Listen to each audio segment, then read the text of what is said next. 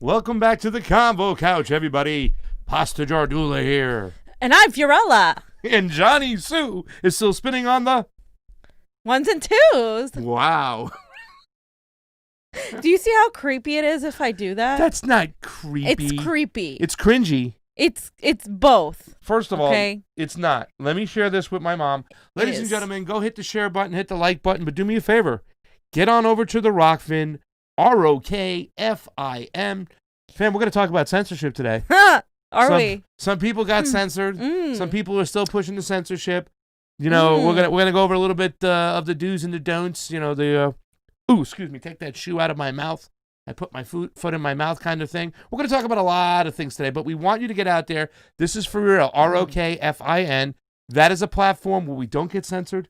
We don't get warnings being put up there. You saw a lot of the stuff we put out there, fam. And, you know, I got a call from Ungie yesterday saying he was so impressed watching our John Sullivan stuff that a lot of networks on either side are not covering it the way we are covering it. And I've told you, ladies and gentlemen out there, they're like hardly talking about it on the left, on the political left or the establishment left, whatever that is. Boutique left. Mainstream media, CNN, MSNBC, and on the right, OAN, Newsmax, they have it up in the screen. Black Lives Matter activists, racial justice, whatever. They're framing it in a different way. So it's like both sides right now are really hyper making this up. Right. So it's like the Democrat neo-progressive, like whatever left is like, oh my God, these are all Nazis. We need to like hold Trump accountable for what he did, the 25th Amendment, blah, blah, blah, blah, blah. And then the right is like, oh, this is Antifa, oh my God, BLM, we need to like, this is who did it, we had nothing to do with it. The truth is that it's neither, because the reality is that we are being manipulated. There is intelligence, there are documents the FBI has released, and we have all this footage and stuff that we've been putting out, the interview Jonny did, and then I have the interview Corinne did, where she was asking so many questions that she inadvertently ended up like, kind of exposing this guy. And like when you look at it outside in hindsight, you're like, wait a minute. If you want to defund the police, why not like abolish the prison system? Or if you want to abolish the police, what about the prison system? Why not that? You know what I mean? And then you start looking at these things, and you start looking at the background, and you start looking at the PSYOP officer, the military woman who took people there from North Carolina, and she's being investigated by the military. Her job is to do PSYOP, to control what people think through emotions. I mean, that's her fucking job. And they're investigating her because she was there. I mean, there's all these elements in the story, and it's going to take a while to get through it all, I think. And, we're going to have the inauguration, and you guys have to consider how few people would be there if it was if we were allowed to really see the scope of Joe Biden, of how many people really actually are excited for Joe Biden, because trust me, it's not that many. Okay, so joining us on Inauguration Day, too, as well. We're going to start nice and early, 9 a.m. over here. That's when Joe Biden is supposed to give his speech. Lady Gaga's dancing. I think Beyonce is hanging. I think Lady Gaga's doing the national anthem. Joe Biden is going to give his speech, and so is Kamala. And at 10 a.m., Jimmy Dore is supposed to come on and give his rebuttal to what what he's going to say about Biden's malarkey speech. So that's going to be a fun Wednesday. We're going to start early, so get with us over here. We're going to be on the Rokfin too as well. Make sure you get over there, Rokfin. We're going to have a great show, and that's that. So let's get started over here. But by the way, Embald Fate said, or Embald Fateh. It's fate. I like to say Embald Fateh. People should read MLK and X. It's disgusting that the neoliberals have bastardized true black history with neoliberalism. Yep. If Malcolm X was here today, he'd shame Obama. Shame. He'd shame all these people that are quoting them. Yeah. Like literally all these liberals quoting MLK. Oh my God, MLK. And then they voted for a segregationist. Are you fucking kidding me? You voted for a segregationist and you're going to turn around and quote MLK? Seriously? Come on. Like the hypocrisy is astounding, and they always quote the tweets about MLK that are about I have a dream and all this stuff. They never talk about what he talks about the economy and how he was talking about how we need to do away with capitalism how he was talking about socialism and uniting people and the working class and that capitalism has outlived its usefulness. They never fucking mentioned that, because if they fucking mentioned that, they would have to admit, oh, holy shit, maybe the system isn't okay, and maybe we shouldn't be here sitting in our freaking empire, the boutique of our petit bourgeois that all these people like to talk about, because you are upholding that system. The more and more you try to reform the Democratic Party, the more you're upholding that fucking system. Yeah, and also to the fact that they don't even mention the fact that he was an anti-imperialist MLK. He talked about what goes on in other countries is directly effective of what happens over here. Just like we heard people say, our domestic policy is aligned with our foreign policy. You can't equate the two. I mean, you have to equate the two, You can't differentiate them. They're the same thing. You know what I'm saying? And when you talk about racial issues and stuff like that, it's not okay for us to go bombing another country where we kill 50,000 people every year with our bombs. That's not okay. That's one of the most racist things we do, and we have to look at things as a whole. And the fact that they take that away from Martin Luther King Jr., they don't even talk about that. And the Poor People's Campaign, we talk about Malcolm X when he came back. I mean, you know what I'm saying? And the chumps. He talked about the white liberal. Be careful, the white liberal. He's talking about that Democratic Party. That Democratic Party that way, whether left or right. That's what he's talking about. And when he's talking about chumps, he's talking about you who voted for Joe Biden. You chump. And when we're talking about that too, it's like it's just so easy to dismiss that MLK had a shift, because in the beginning he was more of a pacifist. In the beginning he was more at odds with people like Malcolm X. Yeah. And then he realized it. He realized that no, I'm sorry, but I'm going to have to push back on this. I'm defending myself from the violence that empire is pushing on all of us. Yeah. That's the thing. You can't just say there's no violence. No, the empire is being violent. When AOC gets out there and talks about violence and mean words and all this stuff, no, violence is also the fact of how you're treating the working class, how you're treating your most vulnerable. That is violent. And if you're mistreating them, and if you're not giving them the basic needs, if you are absolutely going after them in a fascistic way, then they have a right to do something about it, right? And that's not inciting violence. That's simply saying you as a constituent, as a citizen of this country, you have a right to stand up and demand your power back. And there's nothing like crazy about that. It's like getting abused all the time and then pretending that it's okay. You can't keep doing that, you guys. And these people are turning this around right now and saying that you can't even, we're not going to be allowed to say any of this crap, because they're going to say, oh, you're inciting violence, you're a domestic terrorist. And the left is cheering this on like it's this fucking like great thing just because it's Trumpers and we're going to talk about. But the moment it happens to them, then they start crying about it. Yeah, and you were talking about as they progress, and Martin Luther King Jr. in the beginning too. Same thing with Malcolm X too as well. When the Poor People's Campaign came about, and he started talking about, and even Elijah Logan over here on Rokfin. The Ray token is the Rokfin's bloodline. He talks about, he was quoting MLK speeches, his anti-imperialist speeches beyond Vietnam, and when he started coming to that kind of mentality and speaking that stuff, that's when they killed him with the Poor People's Campaign. Same thing when Malcolm X came back post-Mecca.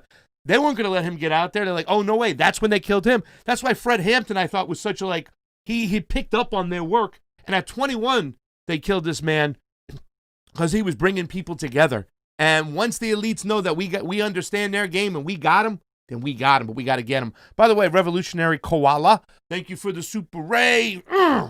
Hey, Johnny, can we get laser beams come out of my eyes every single time we get a Super Ray? Something we got to do something. Not always appreciated, and the couch is going to be on YouTube only. And it's the Super Ray. We have 17 people watching on the Rokfin, including the accidental activists. We had a show, the Shasta Hour. The Shasta Hour. Shasta yeah, Hour. With Shonda and Pasta. Shonda and Pasta. If you haven't checked it out, please do so. Shanda was just awesome. She opened up. She also did a video on Rokfin. Roar Media has it too as well. She talked about her life as far as opioid addiction and how it changed her and what it did. It was an amazing story. It's great talking to her. I can't wait. I'm very excited for her this year for her, because she's going to blow up, because she is just awesome working with Oz and the Seattle people. She's amazing. And go check it out. It's a premium. It's one of the only premiums we've put up, excuse me. I'm sure Fee is going to put some premium ups as well. But get on over to Rokfin. Endorse us for $9.99 if you can. That would be awesome. We love you. Fam, let's get started. We have over 100 people on that YouTube. YouTube, hit the like button. Get over to the Rokfin, and let's have some fun. Let's start talking about our boy, Glenn Greenwald, right? Mm-hmm. I titled this this section, Censorship. It's what's for dinner, because it's coming. Mouth and mouthful of the more censorship, more censorship, more censorship. And this is very disturbing, fam, because this gentleman over here who used to work for Facebook, a former executive, okay, the way his language is, the way he speaks. I once heard some guy by the name of David Atkins talk about, how do you reprogram these people? Like, what do you mean reprogram these people? Yeah, AOC wants to do that. I know this is scary language coming from them, fam, so let's take a look. And Glenn Greenwald said, here's a former Facebook executive on CNN explicitly urging that the same tactics that were used in cooperation with the U.S. security state to remove ISIS from the internet are now be used against conservative influencers to deprogram everyone that believe the CNN liberal consensus. In other words, if you're not aligned with them, let's change their narrative. Let's silence their voice and let's reprogram them. Check it out. CNN is a beacon of truth. Yes. Information crisis that has been perpetuated, in my view, by platforms like the one we're used to work, Facebook, as well as Twitter and others. It's really hard because what's happening is people are able to seek out the information that makes them feel good. That is what's happening, is that people have so much choice now. They can choose what their news sources are. They can choose what influencers they want to follow. And they can try to seal out anything that helps them question that. And I think that gets to a really core issue with how our freedoms as Americans and the way we've treated press freedom in the past is being abused by these actors. In that we have given a lot of leeway, both in the traditional media and on social media, to people to have a very broad range of political views. And it is now in the great economic interest of those individuals to become more and more radical. And I think that one of the places you can see this is on the fact that you now have competitors to Fox News on their right, OANN and Newsmax, which are carried by all the major cable networks, who are trying to now outflank Fox on the right, because the moment Fox introduced any kind of realism into their reporting, immediately a bunch of people chose to put themselves into a sealed ecosystem. And they can do that both on cable, they can do it online, and that becomes a huge challenge of figuring out how do you bring those people back into the mainstream of fact-based reporting and try to get us all back into the same consensual reality. And can you? Is that possible? Seems like that's an open question. It's hard. I mean, I think we got to do a couple things. One, there needs to be an intentional work by the social media companies collaborating together to work on violent extremism in the same way they worked on ISIS. When I started at Facebook in 2015, the number one challenge from a content perspective was the abuse of social media by the Islamic State. And there was a collaboration between the tech companies and between the tech companies and law enforcement to make it impossible for them to use the internet to recruit and radicalize mostly young Muslim men at the time around the world. Now we're talking about domestic audience in the United States. And the challenge is going to be partially that, ISIS did not have a domestic constituency in the United States Congress. But there is over half of the Republicans in Congress voted to overturn the election. And there will be a continual political pressure on the companies to not take it seriously. So I think first, you have to focus on those violent extremists, and those companies have to be brave in that way.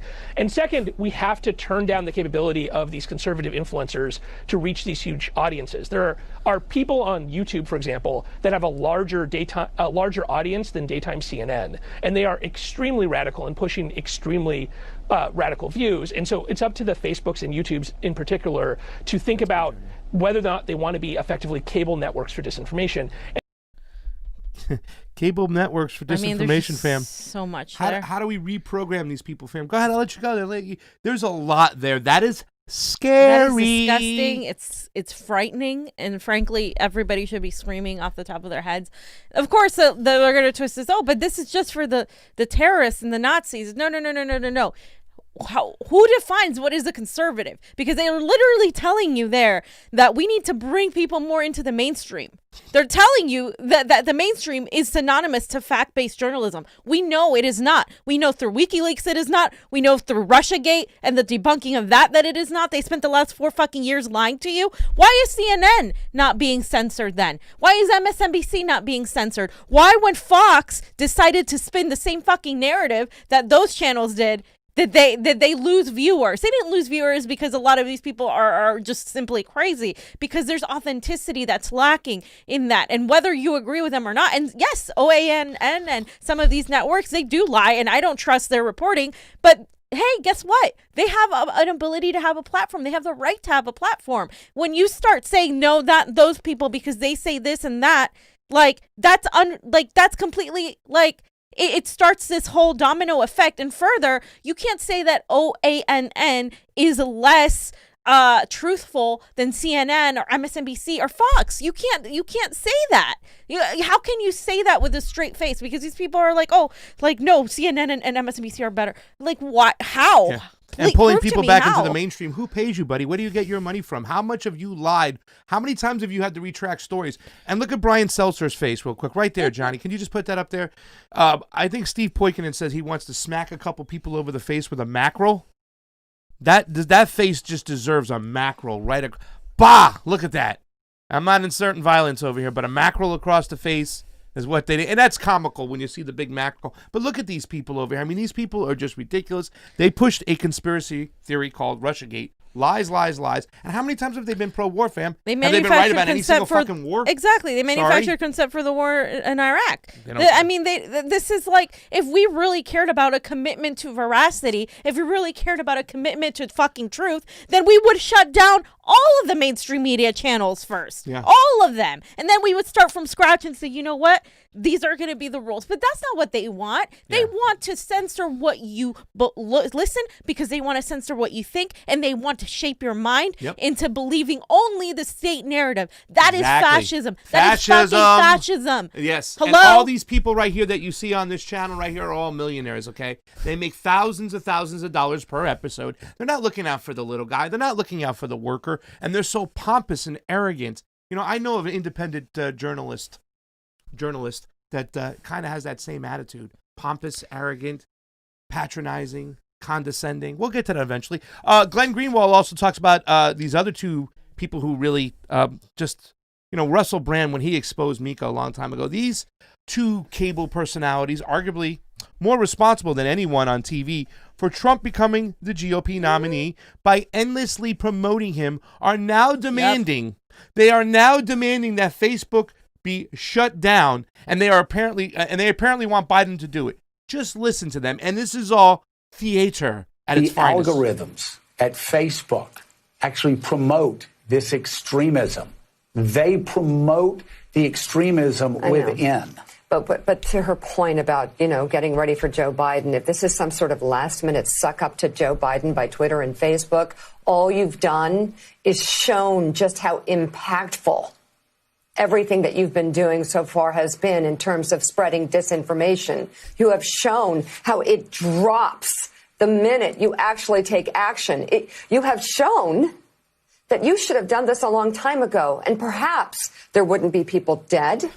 Perhaps there wouldn't be people following false scientific information about the coronavirus. Perhaps there wouldn't have been some sort of insurrection at the Capitol that was promulgated all over your sites. Perhaps there wouldn't be so much hatred and disinformation. You have shown that. It drops just by one random act that you decided to take at the very last minute. I mean, really, honestly, the leadership at Facebook is pathetic. They're Sheryl shameful. Sandberg, Mark Zuckerberg, you guys are pathetic. You make absolutely no reason about your actions. You could have done this a long time ago. You decided to do it now. I wonder who's going to be president now. Maybe this will make him happy. No, you've just shown him why you need to be shut down. You need to be shut down. Nobody needs what you have to offer. You have destroyed this country, and quite frankly, it's still happening right now. Well, and not just destroyed this country, destroyed democracies across I'm sorry, the one globe. more thing. They're little Sheryl Sandberg, and we're going to get better. We're trying hard. We're working so hard. What? Who are you to say that? Follow the law. Follow the law that publishers have to follow. Follow the restrictions that anybody has to follow when they put something out in the public domain. Well, first of all, they are publishers. Fiorella? She says follow the law, follow the fucking First Amendment. What are you talking about? Follow the fucking Constitution if you want to support the integrity of the fucking democracy, the remnants of the democracy that we have left. What are you even talking about? Shut them down. Facebook and Silicon Valley and all these big tech corporate giants have done nothing but try to appease the Democratic Party.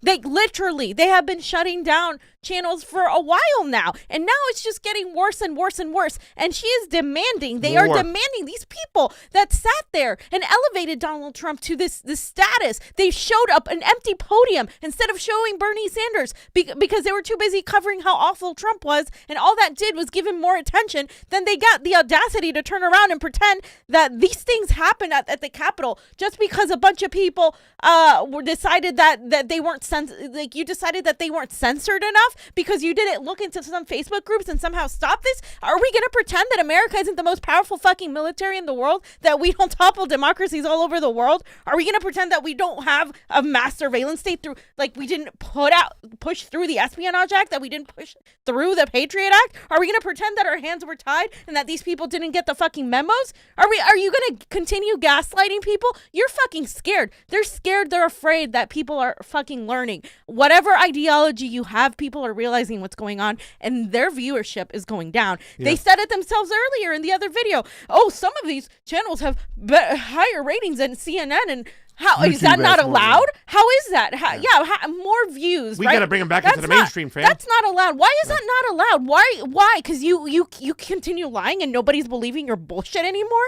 Yeah. Jesus. I knew this would fire up, this clip and stuff like that. And we often talk about this. I use this in the context of the election. The way I say, I'm a poker player and I see what you're doing. And the media acts the same way. They either get out in front of stories or they try to do damage control. This is damage control, but they're also getting a little out in front, fam. This is a little taste of the censorship that's to come. Because she's sitting there egging on more stuff. And now, latte liberals, you little zombies out there, we're going to repeat this stuff. Well, Mika was just awfully mortified that they allowed them to do this and it caused us problems. And this is a serious problem. We need to get a hold of this, fam. And we need to take people down preemptively, too, as well. And it's awful. And to act like you're really pissed off at Mark Zuckerberg and whatnot. I mean, give me a break. You are just, he carries water for you. What are you talking about? John, the next one, I just wanted to put the tweet on the bottom of the thread where it says, we are here to fight fascism. It's on this one. Keep going down a little bit. That's one right there. We are here to fight fascism. We demand that the new U.S. administration shut down social media sites. All blame for America's destruction on the two people named Zuckerberg and Sandberg. The two Bergs. Just glad she didn't mention Soros. That's not allowed. Really, these people don't talk about anything. There's no nuance to their conversations. They never hold the Democratic Party accountable. All it was orange man bad, orange man bad, orange bad, bad, orange man bad. And now, thank you for telling us, Mika, that you guys plan to continue to go on this crusade of censorship that is just so awful. It's what's for dinner, fam. Eat your censorship. And they're tying it to Russia, too. They're tying it to terrorism. They're comparing the American people to fucking ISIS. That's the gravity here. They're comparing the American people to fucking ISIS. And if you call yourself a progressive, a leftist, a fucking whatever, and you are promoting this and you are saying, yes, we have to attack the terrorist and it's a danger and I understand, I believe in the First Amendment, but we have to censor these people who are blah, blah, blah.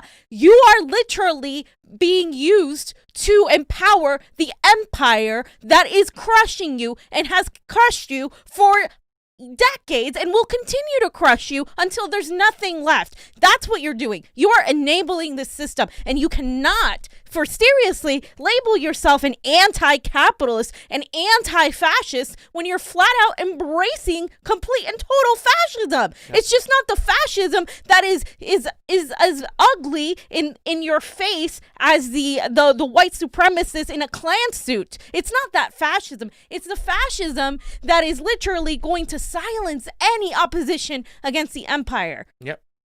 And by the way, we have super chats and super rares. We're going to read it.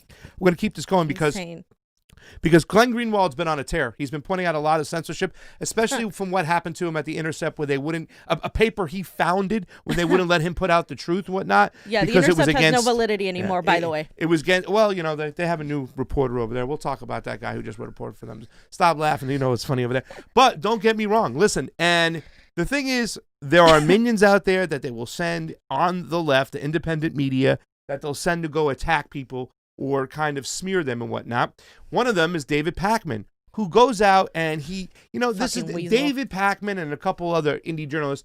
These guys are like weasels with no character. They can never own up to what they do. Yeah. After they get called out, they back down and try to change it. Well, I didn't do that. And they remind me when I was like 4 years old and I threw a brick through a window and I blamed it on the other boy and kept on doing it. I was crying. And they're like, dude, we know you threw the brick. No, I didn't throw the brick. I didn't throw the brick. That's what they do. So here goes David Pakman, passively smearing Glenn Greenwald. You go on Tucker. You know what I'm saying? Here he is. Maria Bartiromo, Paisette, has quite a show today. And then, just to say, look who's going on Fox with Lindsey Graham and Rick Greenwald and Alan Dershowitz. It's Glenn Greenwald. So down below, Glenn Greenwald says, "Hi, Dave. Thanks for the promotion. Since you chose the slimy Vox video dunce tactic of screenshots only, your followers don't know what I went on to discuss, a pardon for Snowden and Assange. Maybe that's why I have sources and can report instead of citing DNC messaging online." So there's Glenn Greenwald calling him out directly. Fam. Also, there's more to it. I was being silent. Thought you might have had something to say. I mean, it is obviously attack what he's doing, right? Yeah, and I just got to remind everybody that Lindsey Graham and Nomiki Konst are best friends. And Nomiki Konst, and she said it herself, and Nomiki Konst and David Pakman are also friends. So it makes sense. Yeah, and then Glenn Greenwald says, utter bullshit, or at the very least, you confuse your followers with your supposed intent. And that's what they do. Yep. They gaslight, basically. Like, he's being passive aggressive and I didn't mean you. I wasn't talking about you, Glenn. That's what he said. Yeah. I wasn't talking about you, Sorry for not putting that in there. He's like, yeah. Hi, Glenn. I wasn't referring to you. I've been following the Assange story closely. Important story. That's all he says. Important story. Yeah, right. He won't say anything else. And then Glenn Greenwald says, utter bullshit. Or at the very least, you confuse your followers with your supposed intent. And everybody's been doing that. Oh, they're going to talk on Republican channels. Jimmy Dore went on Tucker. Glenn Greenwald's going on Maria. Would you have gone on that show for a chance to talk to Trump and convince him to pardon Assange and Snowden? Or you prefer to do it on YouTube to your friends? And he goes, I've always appeared on Fox when invited until they stopped inviting me. I have never turned down an invitation. This is very silly and beneath Now you. I'm the victim. Why do they always do this? I'm the victim, the bigger person, how dare you, blah, blah, blah. That shit, I can't stand when they do this stuff. The bigger than all. You should be ashamed of yourself. Tisk, tisk, tisk. Fucking virtue signaling motherfuckers. Well, fam, he's not the only one who's gotten censored, Glenn Greenwald and other people. There's looks like somebody, what we got over here today? Fam. Oh, so... What? YouTube just took down Jordan Cheriton midstream. You read that right. It says this video has been removed for violating YouTube's community guidelines. Oh. What are YouTube's community guidelines? They keep changing every 5 minutes. Like they keep saying, oh, now you can't say this. You can't talk about the election. You can't talk about COVID. You can't talk about what else? What are you going to be able to fucking talk about? What are you going to be able to fucking talk about? And he said, but what happened, fam? Is this irony? Is that the proper word? Right, guys. Help me out with my dictionary over here. We have more important shit to focus on, but the reason we're going to address this is because I don't like disingenuous people and I don't like weasels. And Jordan has spent the last month, basically, and more before, people would always tell us, hey, he's talking shit about you guys again. We don't say anything. Oh, he's talking shit about you guys again. Okay. He said, every media outlet that pushed this insane election fraud conspiracy for clicks should be taken off air. They've incited a civil war. And that was on January 6th of this year, of this brand new, wonderful year that we've had so far. And we were obviously at Force the Vote, then Assange, and we had said from the start we were going to go cover the Stop the Steal rally and interview people about what they thought was wrong with the elections, because there were some friends of ours that were going, and we talk about election integrity. That's what we talk about. And he then went on a whole video. He did a whole video. We didn't do anything. He did a whole fucking video naming me, naming the Convo Couch, and saying that we weren't serious journalists, that we should be deplatformed. He was calling for us to be deplatformed, saying that we literally helped stoke the riots that happened, which is ridiculous. Number one, it's insanely slanderous. And he said in this tweet, outrageous. Now Team YouTube just removed Status Quo and John Farina's live stream. Great reporting, by the way, by John Farina from Peaceful Virginia gun rally, because we think it violates our firearms policy. How are journalists supposed to chronicle history if YouTube and others are outlawing it? And I agree, Jordan. I mean, how are journalists supposed to chronicle history if YouTube's gonna take your shit down? We've been literally censored continuously for a while. This is nothing new to us. We had strikes. We were suspended for over a week. They were trying to suspend us for months. This is something we deal with. We don't we talk about it, and a lot of people are like, oh, well, you talk about election integrity, so it's conspiracy or shit like that. Well, when Jordan gets censored, oh, now it's this whole thing. Oh my God, how dare they censor Jordan? Oh my God. He does on-the-ground reporting. First of all, he's not the only one that does on-the-ground reporting. We do it too, and so do other people that were there at Force the Vote. And Pasta told him very well. Pasta said, hey, despite our differences... We'll show it. We got it. And we're going to show it. You want to show that first? Let's show that right now. Maybe we should show that. Yeah, because listen, we've had our differences. The only time I ever reached out to Jordan, I disagreed with something, and I was very polite, very nice. I said I'd like to talk about it more professionally, if you'd like to speak about this. It was about another situation with the whole Tim Canova, Jen Perlman thing. Mm-hmm. But either way, I reached out to him like an adult and said, hey, I think you're wrong, and I'd like to speak more about that. Because, not once has Tim Canova told us not to have Jen Perlman come on the show. Not once. And in fact, the first time we had Jen on the show, she got some great workers out of it that saw her on this show. Shout out to Glory Jones. Glory Jones and Nicole. Yeah. And her sister. I mean, all of them, right? I mean, I don't, I don't want to say that, but they saw her on the show. They went and they flew to Florida from Jersey to go work for her. Some of the best workers she had. Yeah. So all I wanted to do all I was trying to do was build bridges, fam. I was really, in my mind, thinking I can heal shit and from the past and say, we have kind of people who know each other. We're intertwined. We're kind of working. Let's come to peace over here. Let's not fight each other anymore. And this is what I said. Despite our differences, we had a big old Twitter thing. And despite it, this is what I said to him 2 days before the Capitol breach. I still got a live voting. Oh, you want to say something? I just want to say, hey, man, despite the differences with status quo, I am so happy that you guys showed up here today. It's really important. Not a lot of people came out here. So, Jordan, thank you for getting this done. Like I said, despite our differences, I think it was really important that you guys showed up today and your audience can see what's going on and all these people out here fighting to get health care for all. So I just want to thank Status Quo and say keep rocking it, and we look forward to seeing you out there in the public. Thank you so much, guys. Cool. Thank you, You got it, brother. Appreciate it. We got it. That was cool. It was very cool. The jacket I was wearing was cool. I mean, but the fact is, when we've already had a big Twitter battle. Class act, Pasta. Thank you very much. Class act. Guys, I'll give you my... Hit me up on Twitter. Anyways, but seriously, I mean, and that's all I was really trying to do was repair the damage that had been done. We had argued about this because this is not about just two people fighting independently, for personal things. We feel strongly about election integrity. We really do. And we really feel that the election was rigged. He's never had me on, and I've never been on his show or vice versa to talk about it. He keeps on saying, where's your evidence? Well, we can sit down and we have a conversation about this. And it's so disgusting because the same way he's saying that the Democratic Party was involved with the Iowa app and he's making it guilt by association, he says that's rigging. And we have, if not the same, but more proof. And yet it's just invalidated. Because it's us and whatnot. He's never talked to, and we understand the way the elections work. We do. That's the thing. He does not. He doesn't. And that's I know right away when you don't understand about elections because there's a certain language that's kind of wonky that you have to know when you're talking about elections. There's a certain shorthand, and I'm not saying that in an arrogant way. I'm saying that's what it is. It's boring. It's tedious. It's not the sexiest thing. In fact, talking about election fraud literally gets us people like Jordan, who we would normally agree with a lot of things on, Yeah.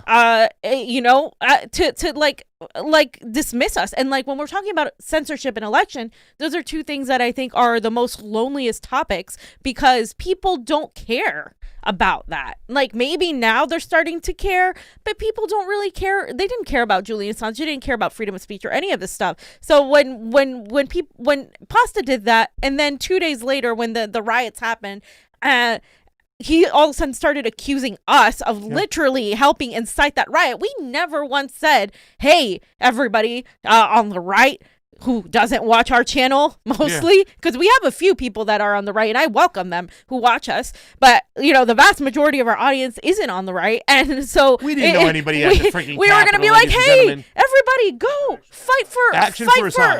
Go into the Capitol, storm it, climb up, wear this little horn outfit with furs, and go and scare the hell out of people and fight cops. Like, we never fucking said that. So to say that we said that and that we should be deplatformed for that, number one, you should have apologized a long time ago, Jordan, and instead he doubled down. He always doubles down. This is the doubling down he does too all the time. When he gets his foot in hot water, just like David Pakman, a lack of character and weasel words. So that's what it is. It's weasel words. Oh, I didn't know it was somebody else different than Tim Black and Niko House when that shit went down. No, it's not. You said it. Own it, man. Own it. And you did the same thing right here. You did it today as well. But let's show the words on the 6th, and then we'll show your response. To be clear, I'm not blaming them. It is now confirmed that a young woman was shot and killed at the Capitol today. I have the video. I'm not going to play it because it's really, really horrifying. And you see a lot of blood. And I gagged watching it, and I'm not going to play it. But a woman was shot dead at the Capitol. Oh yeah, B, I'm out of my depth. Why don't you explain? Show us the proof. How about that? Show us the evidence of a widespread conspiracy cabal that swung hundreds of thousands of votes. Don't show me evidence. Don't tell me about the Democratic Party rigs primaries. Don't tell me that the Democratic Party rigs everything. Yeah, we know that. That's not evidence that this general election was stolen or rigged. The Democratic Party does not run the general election. The Democratic Party doesn't run each state's elections.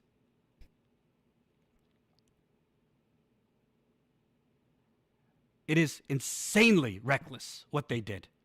If you want as Convo Couch or anybody else to say, hey, we have a real problem with election fraud in this country. It happened during the Democratic primary. We believe there's incidents of frauds during the general election, and we're going to investigate it. No problem. I'm with you. No problem. But that's different than actually claiming to your naive audience. Sorry, you're naive if you believe this.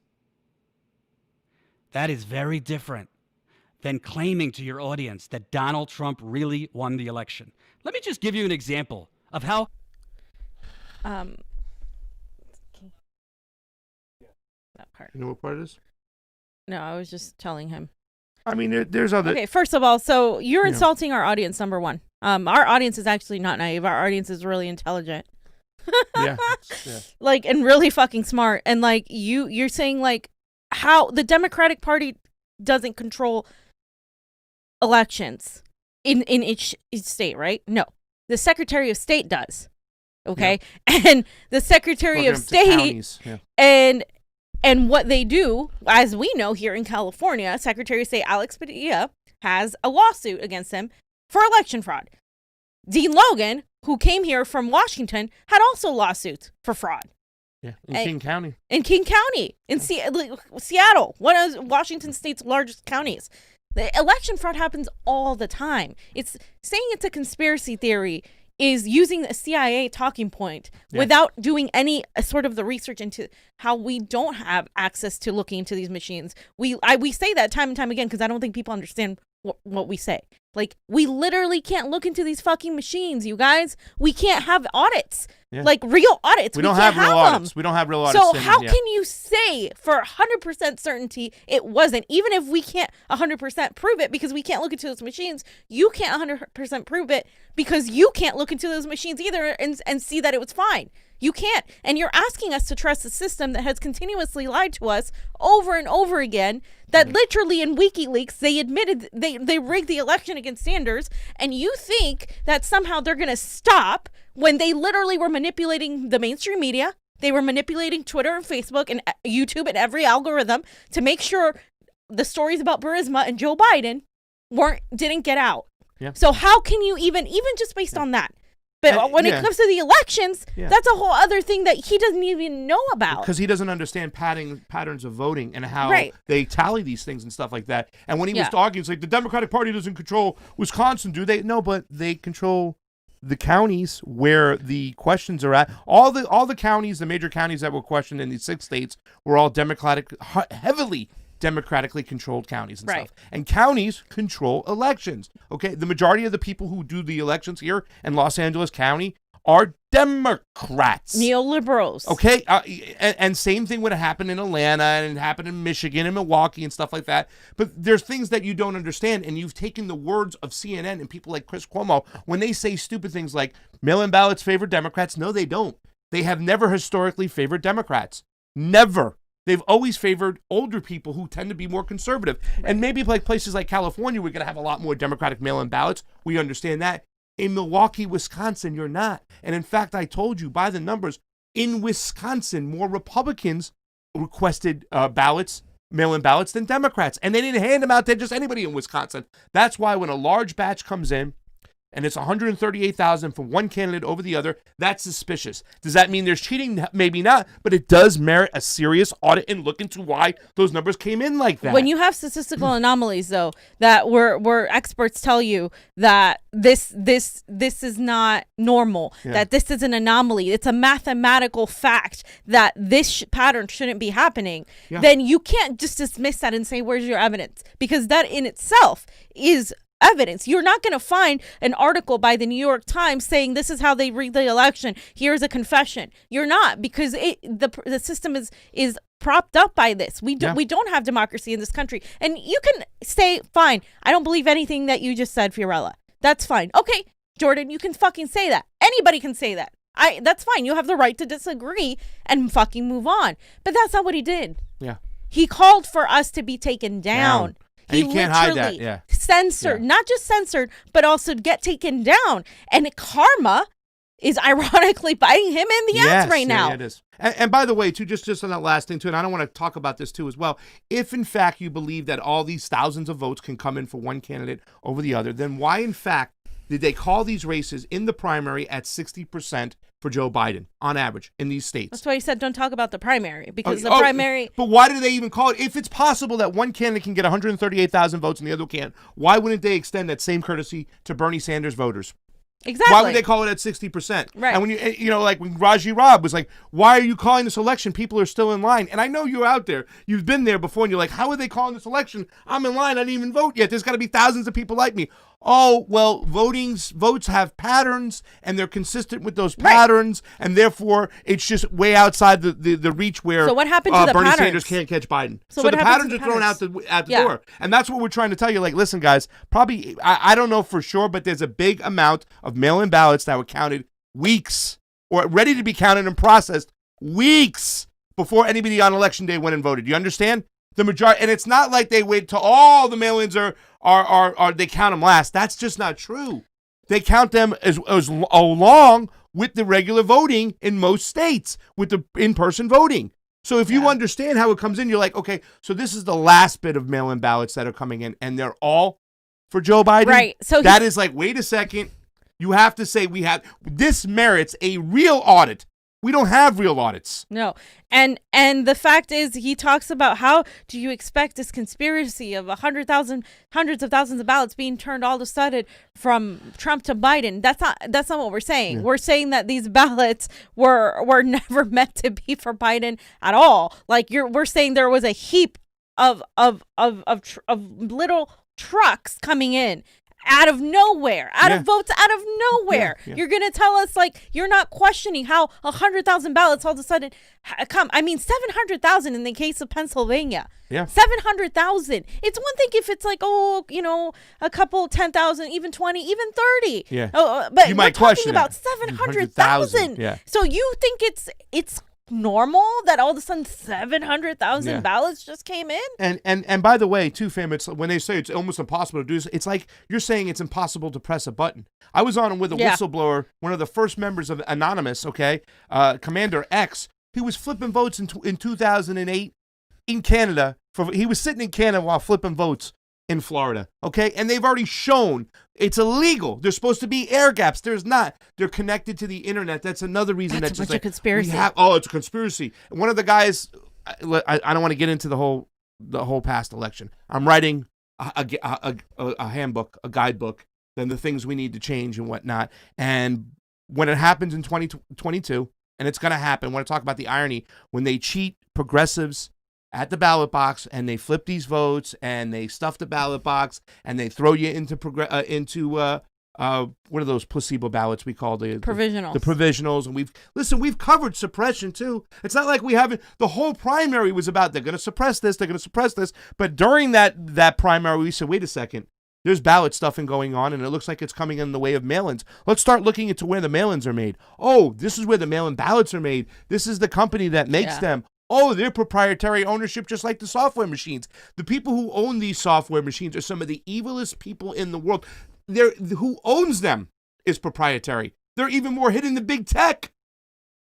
It's ridiculous, and there was plenty of evidence that we can show you. A hell of a lot more evidence than you got than just, hey, the DNC was involved with the Iowa app. No shit. We knew Robbie Mook and Pete Buttigieg was involved. All right, so wait before you go away from that. I want to read these, or do you want to show a clip, John? I think lose subscribers, right? What's that? Yeah, that one. Okay, yeah, sure. And why am I specifically pointing them out? Because we are supposed to be the ones that counter the corporate propaganda. Yeah. We are supposed to be You're the ones spewing the same fucking propaganda they're speak saying, truth to dude. power. Independent The media. same exact fucking things you're saying is their I might fucking agree with them on talking a lot of point. things, Medicare for all, Green New Deal, hilarious. Julian Assange, this and that. But they should be ashamed Oh my God. because their recklessness in pushing this, and they still have no evidence. They'll continue saying, we showed you the evidence. We showed you the evidence. You didn't want to hear it. No, what they did was talk about the fact that election machines can be manipulated, talk about the fact that there's isolated fraud. Who should I believe? Convo Couch? Or not just my eyes, because I was there in the field in Pennsylvania on the election day. Greg Palast, who has broken more stories on actual election fraud, actual voter suppression. He said it's a Only joke. voter suppression happens. It is a That's joke. it, the that only this thing. election was rigged. It is a joke. It was rigged against black people voting. There's no evidence of this. And if you want to continue, Jesus Christ. if you want to continue following people, Wow. zero Look evidence at this attempt and are just to fucking basically discredit what we're because doing. I have never their sat there version and of a said, righteous if you want to jihad continue to against the follow Democratic Jordan Party, Chariton, and I'm a blah, blah, sellout blah. I won't go along with This their is fact-free crazy. bullshit. You go right ahead. I don't give a fuck. And apparently This Convo is Couch is watching me on crazy. their live stream. Look So at I'll what tell he's you this doing. directly. You should be ashamed of yourself. You've provided zero evidence to your audience, and you helped stoke what happened today at the Capitol. Oh, really? We have stoked what happened today. Hey, That buddy. part. We helped stoke what happened. my horny guy, the horn guy, to go up there and take a selfie and fart around the Capitol building. We helped stoke that. Yes, Jordan. Yeah, it was we us. absolutely did. It was you, us. You caught us. And he said inside breaking news. He said inside that whole rant, he mentioned AOAN, Newsmax, Fox News, and the Convo Couch. Like, that's the company he put us in. Yeah. Really, I wish we had all those followers right there. Right? I wish we did. I might look into some lawyers here because that could be the defamation case there. That could be what's it called? It would be slander. Slander. Yeah. Embled Fateh, Nicole Wallace said any torture is okay. U.S. assaulted a little boy in front of his father, Abu Grin. I can't even say his name. Mainstream media spreads hate. We need to break them up now. No doubt they do. Embald Fateh. Embald Fate. Sorry, I like to say Embald Fateh. We almost got 400 watchers over there. We want 600 today. Come on, guys. Jeff Headley, much love, fam. And David. Thank you, David. He's got the weights. Keep it up, fam. Keep it up. That's Johnny working out in the morning over there, hitting it hard. Let me see. I'm just really quick. I just want to make sure I don't miss this. Really, 2, 1, 2, 3. Okay, Justin B, what's up? I was about to call out Jordan to say he's naive before you even showed that video. LOL. Serves him right. But it's cold comfort. Who's next? Jordan needs to grow up. We don't have time for the infighting amongst allies. And let me tell you something. Jordan and the Convo Couch, status quo, we are on the same page about a lot of things.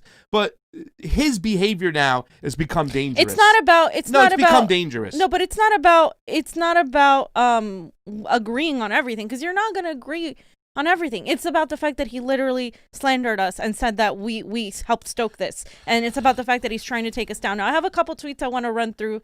Yes. Really quick, just want to say thank you to Revolutionary Koala. Christine tipped us. Patrick S. Over on Rokfin. You're going to make fam happy. We got 38 watching. We got to get to 50. Let me get these other tweets. We got that there. Is that the one? Okay, yeah. So people, then he went on to Twitter to continue this whole tirade against us. By the way, like I said, he started talking about us. We didn't. Pasa had just said that to him, said, hey, despite our differences, blah, blah, blah. And to clarify, yeah, he's been talking shit about us for like months before the Washington thing. And we never said anything, whatever, If that's what I showed you there, what Johnny showed you with me going saying, thank you, Jordan. I think it's, despite our differences, I think that's awesome that you came out here and you covered this today. So I look forward to that you sent somebody out there. Yeah. I mean, even still, and let me tell you something. It wasn't the only time. I mean, it mentioned when Niko was giving a speech, like, who else there is independent? And we Niko said status mentioned quo. it. Even Niko goes, status quo is here. We want to thank all these independent journalists.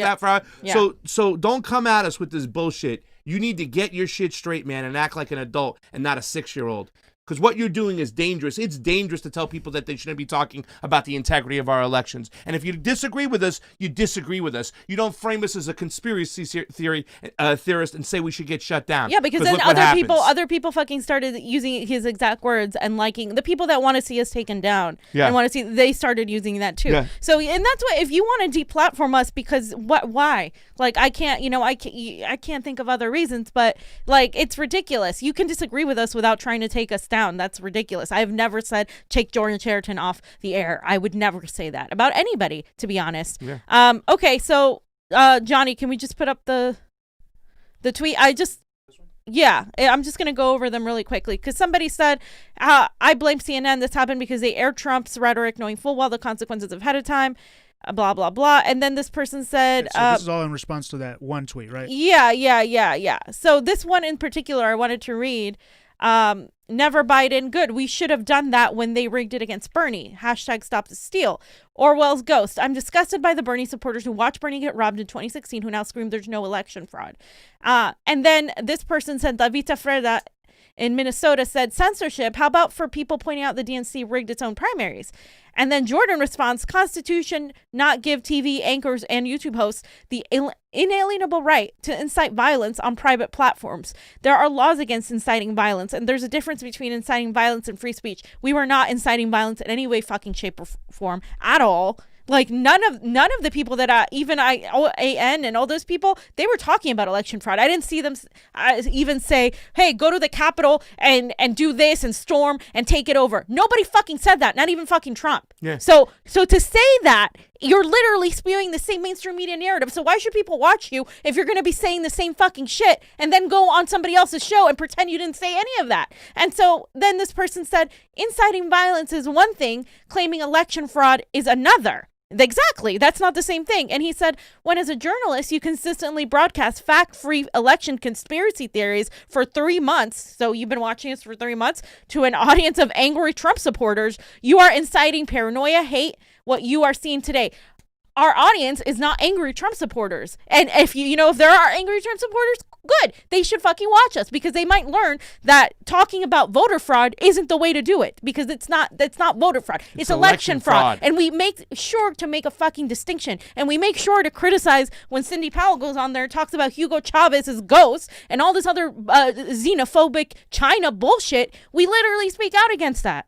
Yep. And then he says, sorry to lose you because Mona said, I'm unsubscribing from you. I remember this because Mona is fam. Mona's the best. And he said, sorry to lose you for speaking the truth. Right.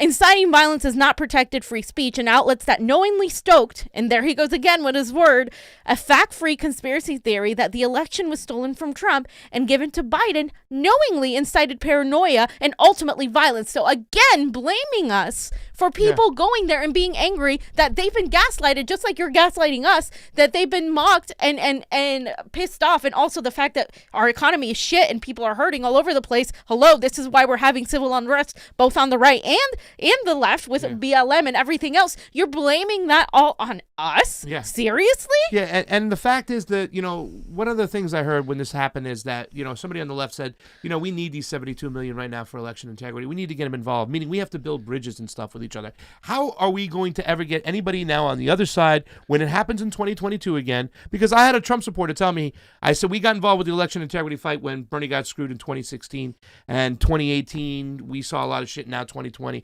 And the Trump supporter looked at me and he goes, you know something? We should have said something when that happens.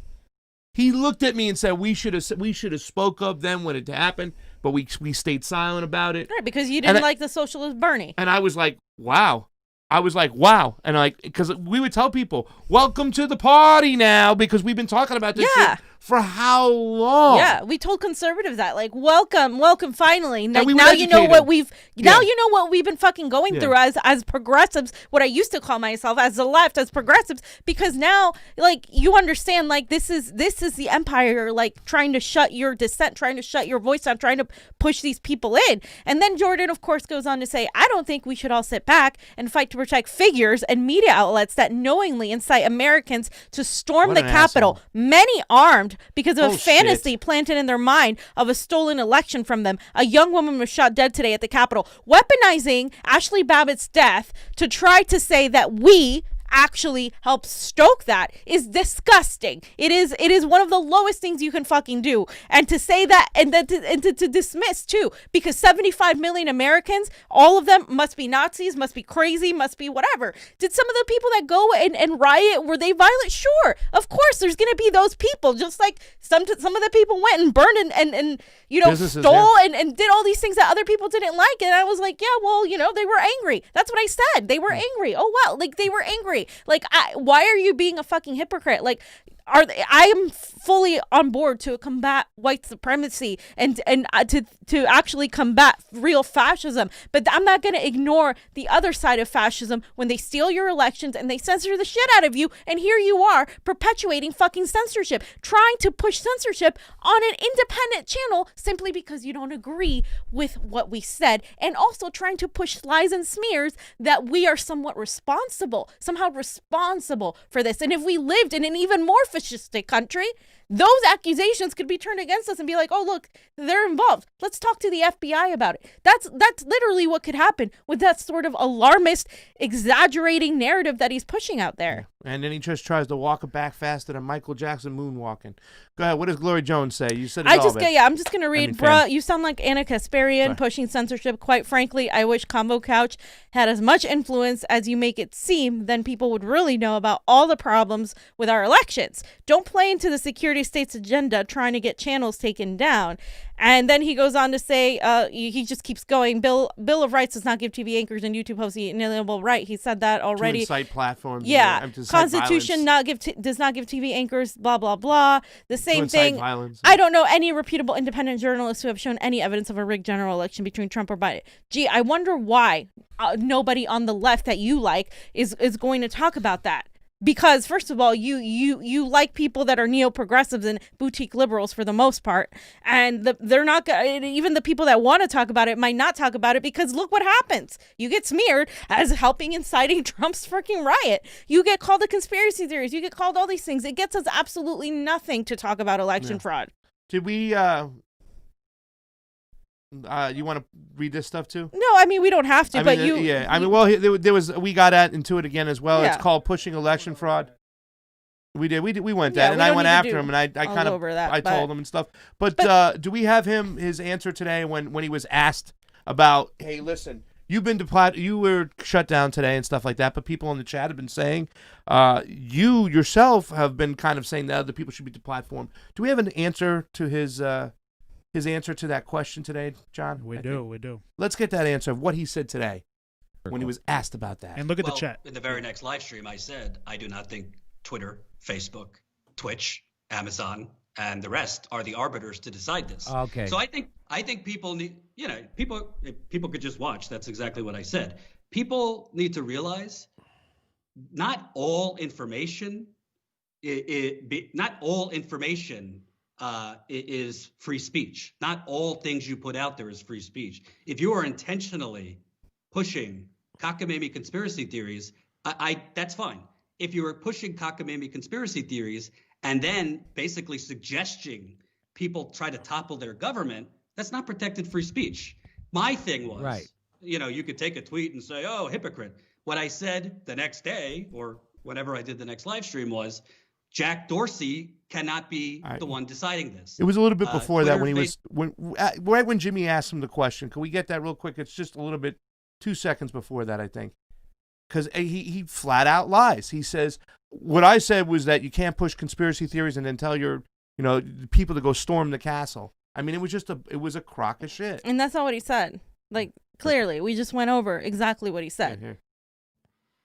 Well, in the very next live stream, I said, I do not think Twitter, Facebook, Twitch. We missed it. It was a little bit before that, but no big deal. I mean, pretty much he says, like, you cannot tell people to go incite violence on the Capitol. We never told that. Did we tell one person to go to the Capitol? Did we say, hey, Convo Couch, meet us there. We're going to storm the Capitol. We never said that, but I wish the left would actually have been occupying the Capitol for Medicare for All. I wish we had the numbers they had for Stop the Steal at Force the Vote. I wish we had the numbers they had for Julian Assange and press freedoms. We didn't. I mean, we should have also had it for the stimulus. We should have also had it for a multitude of other things that we care about and election integrity from the left. We should have been occupying the Capitol and doing that. Yeah, because you know what the fucking Constitution says, Jordan? The Constitution says if your government doesn't provide what they should, then you have the right to either seek to demand that power or to the Declaration literally said overthrow the government. Now, I'm not telling people to go over fucking throw the government because, number one, Americans are too chicken shit to do that. They can't even get out there in the streets and protest like the yellow vests. They won't even do that. They can't even force a vote like we've seen. They won't even do that either. They'll sit there and knock it down, and at least you were for force of vote, so that's good. But when it comes to actually, doing direct actions, Americans don't even do that. So to say that like we were stoking that, it's just ridiculous, dude. Yeah. And the least you could do is apologize and not pretend that you didn't say that to try to save face when you're live on someone else's show. Like that's ridiculous. That's ridiculous. Like you slipped again. You put your foot in your mouth, and saying that we should be deplatformed was disgusting. You pushed censorship, and you got censored yourself. And guess what? I'm still upset that it happened. Yeah, I'm still upset. Do you think they should have taken him down? No, not John, at all. John, you think they should have taken him down? No, absolutely not. They should have never taken Jordan Sheridan down. In fact, I made a tweet before he went on Jimmy today. Please say it. Although Jordan Sheridan literally called for the Convo Couch to be deplatformed, we continued to denounce censorship. Thank you. We knew that once they came to Trump, the left would be next. Although I'm changing the left to what someone else said. They said dissidents and anti-establishment voices would be next, and it's only going to get worse under Biden. It's only going to get worse. I'm sharing that. Everybody go tweet that right now. Retweet that. Retweet that. Right it's only got 113 likes. Let's retweet that shit. It's got 115. Come on, I want to see it. Come on. Go retweet Johnny's tweets. tweet a. So 116, it's moving up, Johnny. Just like I just want to move on from that, but it's just really ridiculous that you can pretend that you didn't say what you said. Own it.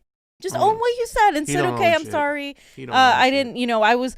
He later on says in the stream I was heated, but he doesn't. he puts us in a category with like OAN and like all these other people that are on the right, and I'm like, really, we're not like, obviously don't know our audience, because our audience is definitely like the vast majority anti-establishment, anti-censorship. They're very, very smart audience. And Homeboy, don't insult my audience. Homeboy, please don't. And Homeboy put out a video before the very first vote in the primary. Says, will Bernie Sanders be able to endure the election rigging? Yep. Like, I gotta go search and find it. It was in an old tweet, but Homeboy literally put a video out before the first primary. Will Bernie Sanders be able to endure the election Only rigging? Bernie Sanders gets rigged. Got That's it. Nobody else. I mean, what you're trying to say happened is like three of us dressing up with black masks and things, taking guns, hitting the road, going right in front of the bank, kicking in the doors, firing up in the wall, boom, put all the money in the bags, and before they put all the money in the bags, grab the bags and go run out and fucking leave. Like, we're gonna do only half a steal. We're just going to win the primaries and stuff like that. We're not going to win the whole thing and stuff like that. Oh, what happened with Hillary Clinton? Yeah, they got caught with their pants down. But this time, they were making sure they were getting the money in that bag and running out. They ain't going to do half a scam, pal.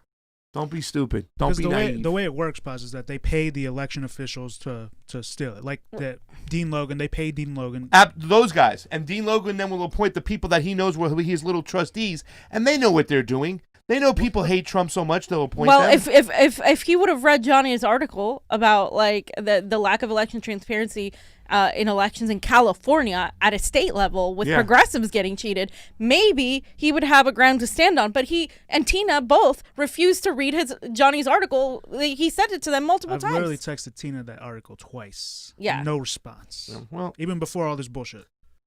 So there you go, guys. That's it. Enough of that. We wasted too much time. We got to get going too. So let's go. And we got Parler, fam, because no matter what, the censorship is discussed, and you ain't the only one getting censored. On the right, Parler's getting censored at Epoch Times or the Epic Times. So this is like a fascist, blah blah blah, white supremacy outlet. So, this is what people say, right? I mean, it's a right-wing outlet. That's what I call it. I don't like using outlets that have been found to lie and all this other shit, but they're the only ones that, once again, talking about it. So what do you want us to do? They're the only ones talking about Parler. Yeah. And the thing I want to point out really quickly is inside this article, there's talks.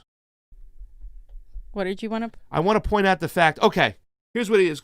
So right there, you can see the thing that's up right now. That's the technical difficulties. Hello, world. Is this thing on? They're now searching for a new platform to go on, some new servers to go on. And the CEO, the guy who runs it, says they'll be back up soon. So what happened to them was disgusting. But right below that, the next paragraph right below that, where it says Amazon Web Services in the article. That's new stuff. This is new stuff coming on in the article. Yeah. Right below that, it says Amazon Web Services rationale behind jettisoning Parler was due to the lack of moderation and came in the backdrop of the January 6th U.S. Capitol riots. Parler, in a court filing, cited text messaging between Matz, CEO of Parler, and Amazon representatives, claimed Amazon was primarily concerned with whether President Donald Trump would migrate to Parler after his Twitter account was banned last week. The same filing asserted that Amazon didn't appear to care much about the alleged violent threats that were made by Parler users. In other words, their motive behind this is that they wanted to make sure they silence the president. So it's all in act, ladies and gentlemen. They're part of it, and that's that. So you saw Parler is going to find a new home. Hopefully that happens, and I think it's just disgusting. People like Rokfin and all these people say, they need to be shut down, and they be shut down like that. That's what I just got to say. Like, you are giving, like, the surveillance state so much power right now by saying that. I don't have to have a Parler or go on Parler or like anybody that goes on Parler or any of that stuff. I don't even have a fucking Parler, and somebody there was saying that I have a fucking Parler. Like, he has a Parler. I have a Parler. And Niko has a Parler because they wanna be like have a second spot once we get censored. If they get censored. And I respect that. I mean, that's fine. I don't need another social media platform right now. Like, it's whatever, and like, I don't want to have to deal with all this shit right now, but like the reality is they should like, if you have a company and you get to shut it down like that just because you're under the guise of censoring Donald Trump, that is fascistic. It does. You don't. I'm not. That's not siding with the right. That's simply saying, wait a minute now, their overreach is way too strong right now. That's all we're saying. Yeah, and let me say this much. I did go on there, and I can't show my profile, but I said I'm a nuanced leftist libertarian, and I'm here to talk to people who think differently than me, to build bridges rather than burn them down. And that's what I'm going to do, because I'm not just going to say that everybody on the right is a nationalist, Nazi, that's racist and whatnot. I'm not saying it doesn't exist, but I want to go out there and talk to people who think differently than me, because I believe that we need to come together as Americans and realize who's screwing us in our government, okay? And there is a class issue there, so people that's need to why be I'm talking. educated. Yeah, and let me tell you something. When we talked about the election integrity thing with people who were out there for Stop the Steal, we would educate them. Oh, it's not voter fraud, it's election fraud, and let me tell you why. And they say, you know what? That does make sense. Got it? Cool. You know that theory about illegal immigrants stealing the election? I believe that's false. We come from California. Most illegal immigrants don't vote. You know that thought about China? I don't think that China's pulling the strings. They might have some partnership with our governments and get whatever, but it's our elites who are pulling the strings. And Hugo Chavez didn't start this shit. We have evidence. 3 years before that, guy by the name of Clinton Curtis. So we educate people. We educate people. And I did an interview with a Trump supporter. I didn't push back because I just wanted to hear where he was coming from. I got the man's number, so I said we can call and we can have a debate about these things down the road. But I want to listen and I want to understand and I want to build bridges. I don't want to be pitted against each other. Whitney Webb said very simply, she goes, the elites are laughing at us. Ha ha. These people are so easy to divide. Whitney Webb will be on the show tomorrow at 11 a.m. Pacific time. All right. So you're not the only one getting suppressed or deplatformed or shut down, my friend Jordan Charlton. It's against the law to talk about election integrity. I was quoted by Shauna Burley because that's what I said. Below is the warning preceding the Convo Couch's latest video.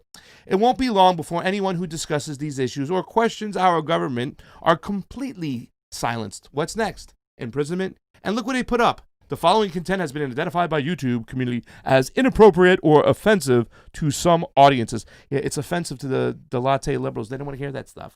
Trump bad. This video on YouTube is not shareable. We are being erased, and it's urgent that we build our own infrastructure to protect our voices. For now, you can watch them on Rokfin or go to their channel to find this. And that's why we're saying, ladies and gentlemen, go to Rokfin right now. You guys, if you guys think free. This is a joke, this isn't a joke. It's going to get worse. Yeah. This is what it's about. This is not about making money on another platform, even though we talk about the gains and stuff like that. This is about our voices. And just sorry, go ahead. Well, you want me to go back? Yeah. So I just wanted to really quickly. Bernie Sanders refused to pardon Julian Assange. He's talked about pardoning. And this is irrelevant because Julian Assange is fighting for press. I mean, he's in jail for fighting for press freedoms.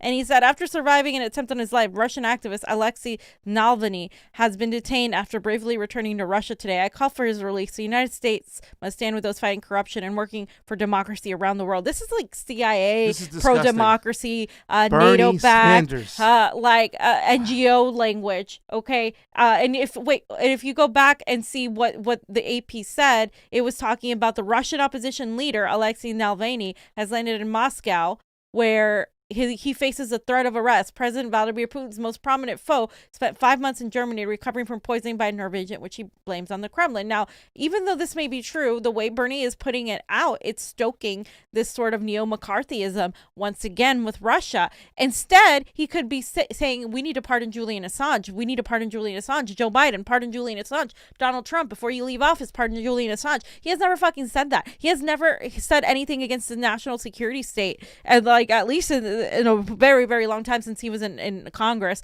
And you know what? That is unacceptable. And even if you like Bernie, you should be fucking calling that out. You should be fucking calling that out. It's completely unacceptable right now for him to be talking about Trump pardoning somebody else, some Russia fear-mongering bullshit, and not pardoning Julian Assange. What the hell? I didn't even know that. I wish I never even saw that. That is disgusting, man. That is so disgusting that you're going to call out, you're going to go play games. That is deep state Bernie. Yeah, it's sad. It's sad. And pointing that out doesn't make you there's nothing wrong with pointing that out. If you want to sit here and be a little fucking cheerleader to the squad and to Bernie and never criticize them and just pretend that there's just some monarch gods that you're just going to pray to, then fine. But that's not what we're going to do here. We're going to criticize people. We're going to hold people fucking accountable. And what happened to hold their feet to the fire and push Biden left? What happened to all that? Now people are defending Biden and saying, you're being divisive. You're being divisive. Stop. He's just getting in there. Look what happened. Do you want another Trump? Look what's happening. You're gonna get another fucking Trump because you guys haven't learned your fucking lesson. You're gonna get worse than a Trump, that's for sure. You know what I'm saying? You're gonna get somebody who's got militant as can be and stuff. That was just, oh my, I didn't even know that, fam. I wish you didn't put into that. Some good news on the horizon, though, fam. We have other alternatives that are coming into play. Johnny, I only could pull this up on Zero Hedge because Sovereign Man makes you, like, get an account to go look at this article and whatnot. That's the good thing about that. But this was by Sovereign Man, and they just talk about everything that's been going on, the deplatforming and how everything's going crazy. So I'm like saying, what's the alternatives right now? Because, you know, the other day I was just kind of paused. I'm like, wow, we're in an age where big tech can just shut down Parler, throw them right off the air, deplatform people from Twitter. They're literally silencing people's voices left and right. So I said, what are the alternatives? So I saw this over here, and we were looking at some of the social network alternatives to Facebook and Twitter down below. Gab.com, MeWe.com, and here's one. Johnny, I said we should look into this right here. Minds.com right here. It's a blockchain, we know we love this, based social media website, which rewards engagement. I lost my thing. With tokens. Tokens. I can't say. Tokens used to boost your content, fund other users, or redeem for other currencies, meaning you can turn them into money, which is just as good as cash. The website's code is open source for transparency and accountability, and the content moderation policy is based on the First Amendment.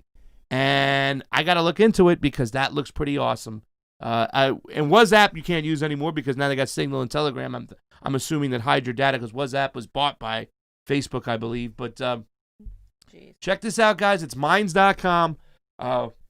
Johnny said he's going to look into it. I'm going to look into it. I've been watching some tutorials. It looks like they also got, or like the Google apps and Apple apps are like not putting their app on their, or is like freezing their app, basically. It's like, so you can't see the content inside the Minds Act. Really? Yeah. So then they said if you go to their own website, that's where you should download it. But if you try to download it via the Android, the marketplace, the Google Play, and the App Store, it's not gonna work. Evil, man. That's fascism, man. Yeah. We do have some good news too as well. I had it up for a while on my tweet. I had it pinned. The People's City Council of Los Angeles is back up, and today they had a nice sweeping coalition of leading cars for a caravan, the Freedom Ride, on MLK Day, Monday, January 18th. The ride will begin at 10 a.m. We were there. Put your signs on the car and join our Freedom Ride for housing. Glad to see they were back up, but we talked about this, fam. They're not just going to take down people on the right. They're going to take down people on the left. Their Twitter was taken down for almost 4 days. Yep. We didn't get anybody on record to talk about it and stuff like that, but it's disgusting what they're doing. And like they said, they'll come for you eventually. Let me go read some super chats really quick. Or do you have anything to say before we get to the next subject? No, I know he has to go. So. We got some. Johnny, I can't even get to the super chats. That's how far down they are. We'll try to pull them up, but I can get to the super raise. And by the way, we have 49 watching, guys. One more. We need one more. Get over to that Rokfin. Rokfin. Help us out. Mike Fagan's in the house. We love you.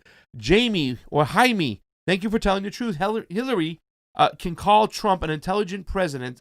Hillary can call Trump an illegitimate president, but not the other way around. BLM protests are okay, but the Capitol is not. The hypocrisy is obvious. You know, they did talk about what is political speech and what is not political speech. I always say more than anything. You know, I don't like to get into the do's and the don'ts, but why are people angry? Why are people upset? And I've seen a lot of people on the right not acknowledge people in the Black Lives Matter protest for why they're upset. Yeah. And then these people who are not even part of the protest that are just homeless or just join in or whatever and stuff, cause a problem, burn down a tree or a building, and then they try to point down on the finger at Black Lives Matter. Well, isn't it ironic that they did the same thing on the left and said it was Donald Trump when these people who were told, we'll do this peacefully, we're the party of law and order, we're going to march down peacefully, that they put it on Donald Trump? They did the same thing that you did to them. And some of your excuses, I'm so sorry, some of your excuses were like, oh, well, these people in Black Lives Matter are spewing negative stuff, false information, and false pretenses. That's why it's bad. They're saying the same thing about you now, too, about the elections. You can't do this. You have to acknowledge people's angers. I'm sorry. You have to acknowledge their anger. I mean, I understand the immediate knee-jerk reaction because Black Lives Matter is for racial justice, and you were talking about, defunding the police, and some people are talking about the military, and these people were literally just let in. So yes, you should be mad about the fact that a lot of them were just let in. But that again, you then you have to look deeper. Why were these people just allowed in like that? If a leftist actual army militia was trying to take over the government, they would have been shot, and then they would have been shot down. Anybody trying to take over the government, right? This guy was asking, the police officer was asking the dude, "Are you okay, sir? Are you sure? Do you need medical attention? Do you need are you serious? Sir, can I get you a latte? Have you ever been talked to has any BLM protester or any of these protesters ever been talked to by a cop like that? No. So they use that whole thing, that difference to incite, to say, oh, look, these are white supremacists and blah, blah, blah. It's deeper than that. It's the fact that they allow this to happen to then be able to weaponize it against all of us and to put people against each other. It is not as simple. And we're seeing it right now with John Sullivan. And like I said, I have more stuff coming out on that. But it's like, that is what this is about. That's what this is about. Yeah. By the way, we have 58 watching on the Rokfin, 59. Let's get over 60. This is awesome. We have 93 subscribers, guys. We're looking to get 100 by the end of the month. If you have the ability to help us out, please do so. Molly Magnusson, what a great word. Thank you for this convo. Super Ray tip. Eric Ball says, keep up the good work. We will, Eric Ball. You keep that love going. We love you back. Jaime, we just read your stuff. Andrea, please consider suing Jordan for slander. Liable. Is that liable, right? Yeah. He will not stop his BS until you guys open his eyes. Well, I hope he learned a lesson today. Hunter Carranza, yes, fam! Explanation point. Thank you so much. A lot of people going after Jordan for his bullshit thing. Here's my homeboy, Muhammad Afzal. Where the hell you been, babe? Come on over. Let's go. Muhammad, love you, babe. Thank you so much for helping out. You are amazing. And thank you for all. Christine, Convo Couch received a tip from Christine. That's the Super Ray. Thank you so much. We really do appreciate it. Patrick Etz, we mentioned it before, Revolutionary Koala. All the love on the Rokfin. We got 58. Let's get 59. Kyla Farrell Smith joined the fun, and we got a nice little heaping bunch of change for you guys. That's going to send us out into the field. You know, like you get boots on the ground. Benny Massimino over on the YouTubes, and I'm going to say his name again. Ono Kakala Ono, USSC interprets speech as press covering not only talking, writing, and printing, but also broadcasting, use of internet, and other forms of expression. And you know damn well we didn't incite no violence. That's such a crock of shit that we do some. Do we have some other super chats we missed, Johnny? There was one on the Streamlabs one by Patty Tweets. So thanks, Patty Tweets. And I just want to show y'all that we upgraded our little tip page here. So if you go to streamlabs.com/thecombocouch/tip, we have a little retro look here. If you guys want to do that, but we'll do that too as well. And as we go over to the next subject, Johnny, I think there's another way we can pull up the ones we missed, because we did miss a few that are out of the queue. In the super chats, they flew out of the queue because we talked for so long. So we didn't miss any. What was the last? Embled Fate. Justin B was the last one we read. We didn't read that one yet.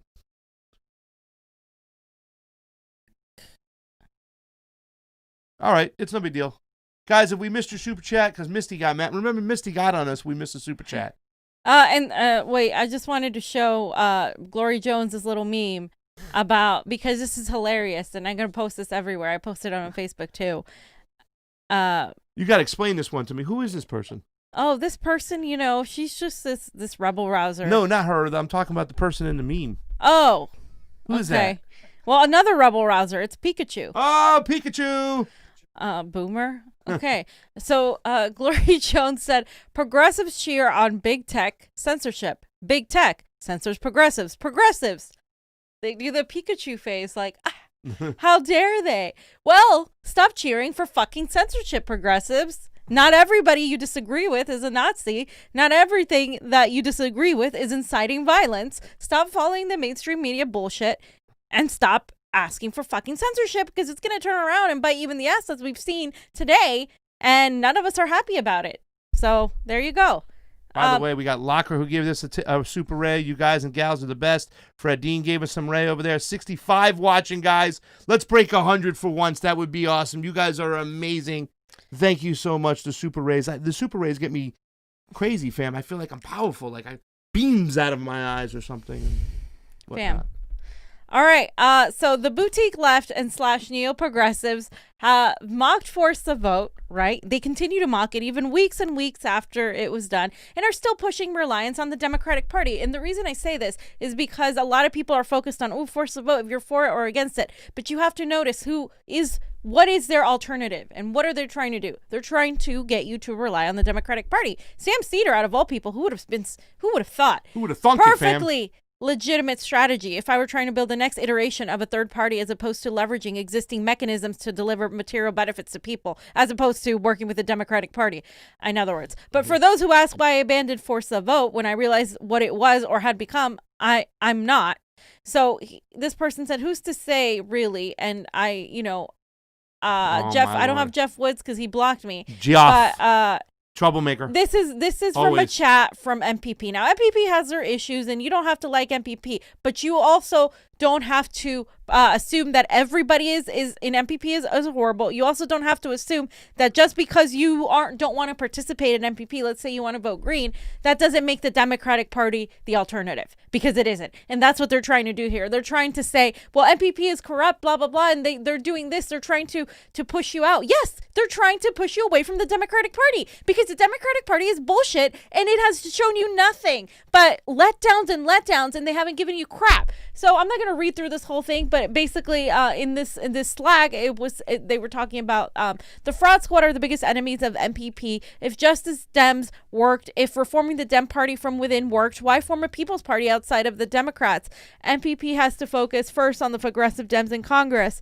And then if the FTV fails because not enough so-called progressives or Justice Dems back it, then the MPP has more of a case to make about the necessity for building a third party instead of electing more Justice Dems. And then later on, if you keep scrolling down, if Justice Dems like AOC are viable, then what is the point of MPP? If the Democratic Party can be reformed just from electing progressives to it and changing it from within, why even focus on MPP? And so therefore, the plan is to use Force the Vote as a wedge to break leftists and for Medicare for All supporters away from Dems. If the goal of FTV is to win Medicare for All, sure, it will fail. No ploy to get Dems to vote for Medicare for All will succeed, but I don't think that's actually FTV's goal. So I'm not evaluating it on that basis. Y'all are tripping if you don't see the end goal. The whole point is to attempt to force the squad to pick a side. It's worthwhile to see AOC and co refuse to even make it an exchange for the support. I agree. It shows everyone how absolutely bankrupt even the, quote, left Democrats are and how completely incapable they are when it comes to any actual fight. With FTV, we are already collecting the contact info of people who actively want to fight for a new party. It's real simple. By exposing the Democrats as absolute hack frauds that they are, MPP would alienate any remaining support that Dem voters have for the party and pull these voters into the MPP. The existence of AOC in the squad repudiates the point of MPP. If the Justice Dem strategy of reforming the Democratic Party from within by taking over so-called progressives, there's no point for the People's Party. So basically, they're trying to frame this, like their whole point was never about Medicare for All. It's not that it wasn't about Medicare for All. It's like we knew that the squad was gonna vote for Nancy Pelosi. That was the whole thing. That was my issue with even from Force the Vote beginning. First of all, the squad shouldn't vote for Pelosi, period. But Jimmy was being nice and giving a concession saying if you vote if you withhold your vote from Pelosi and you as long as she pushes a floor vote, then fine, do that. But they wouldn't even do that. So all it did was expose these people, and that is important that it exposed because a lot of people's like rose-colored glasses came off when it comes to the squad, when it comes to a lot of these people, and they were able to see them for what they are. And a lot of people have been now radicalized to say, no, we actually do need to force them. Now, we're not under any circumstances thinking, and this is the way I see it too. We're not under circumstances thinking that the Democratic Party is just going to give you Medicare for All, because they're not, you guys. And if you think the Democratic Party is going to give you Medicare for All, I'm sorry, I don't believe that. Why would they? You literally do whatever they ask, and you continue to vote for them. So why would they give you Medicare for All? AOC is talking about hopefully having healthcare by the time her kid is an adult. That's like in 30 years. She literally said that. So why would I think that they're going to give you fucking Medicare for All? So what I'm saying is they're trying to twist this as this is a bad thing. And then Ryan Grimm goes on to say something really stupid. Right there. And he said, this is from a third party's organizing Slack. If this stuff didn't make sense to you before, it will after reading. This party is called Movement for the People's Party, which led the FTV thing. They plotted to convince people that left-wing Democrats are actually sellouts. They are. They are. Do you think this isn't owned, Ryan? They're fucking sellouts. They are. And stop mocking this. People are dying. People don't have fucking health care. It is the most basic thing we should get. We shouldn't even be talking about this anymore. We should already have it. And the way you turn this around and this elitist, they turn it around using this intellectualization like they're above it. Like, oh, this isn't the way to do it. Democrats aren't sellouts. They have shown us that they're fucking sellouts. And he said they did this by playing on people's genuine rage at a system that leaves people to die without health care is deeply shameful. That is exactly what's happening. What's shameful is that you're trying to say that doesn't matter and that we should just sit here and beg Democrats to do something and continue cheering the squad when they don't even have the fucking spine or the backbone to stand up to fucking Nancy Pelosi during a fucking pandemic. And if we're not going to do it now, when were you fucking waiting, Ryan? Oh, they're going to push these little committees afterwards. No, they're not. Not everybody involved had this motive, for a second? but many did, and those who didn't should call it out. What you just said, can we talk about that again real quick? I mean, this whole thought process that the Democratic Party can be reformed, and the fact that the squad is the people to reform them. And if you really think that, number one, that they can be reformed, I feel sorry for you right now because they never will be. And number two, if you think that the squad is the way that they reform just because they're for Medicare for all and at least they say they are a Green New Deal, when they are so horrible when it comes to our civil liberties, when they are so horrible and won't call out these fugazi elections, when they are so horrible on foreign policy, when nothing is listed on their pages about foreign policy, then you're ridiculous because you're gonna leave a lot of people out in the cold. I've always said this before. I never praise Tulsi. I praise her policies because the things that she's into are the things I'm into. And there's a big group of us on the left, leftist libertarian-minded people who want to see fair elections, who don't want to see our civil liberties infringed upon, and we want to end these regime change wars. And those people, the squad, they ignore all those avenues right there. And since they say Medicare for all, you're like, yes, let's go with them. It's ridiculous. But they don't ever plan on giving it to you. They're not even fighting for you. So why would you believe it? And Niko pointed something out too later on in those comments. He said